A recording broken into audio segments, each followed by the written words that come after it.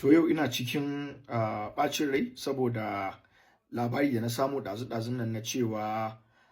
ƙididdiga da hukumar tsara jarabawan shiga jami'o'in Najeriya wato JAMB ta fitar na jarabawan UTME da aka rubuta a 'yan kwanakin nan ya nuna cewa kaso 78 ko kuma ɗalibai miliyan 1.5 duk babu wanda ya samu abin da ya kai kashi abin da makin 200 cikin 400 na wannan jarabawan, ko kuma ka ce babu wanda ya ci kashi 50 cikin 100 na makin da ake da shi a wannan jarabawan. Wannan labari ne mai tada hankali, kuma duk da cewa akwai abubuwan da mahukunta za su iya domin ƙara ingancin ilimi da kuma cin jarabawan yara irin wayannan muhimman jarabawa da ake yi na bai ɗaya. Hakika matasa akwai abubuwan da za su iya, musamman mu matasa a arewacin Najeriya. Ina ba da shawara, ina ƙarfafa gwiwan da duk wanda ya san cewa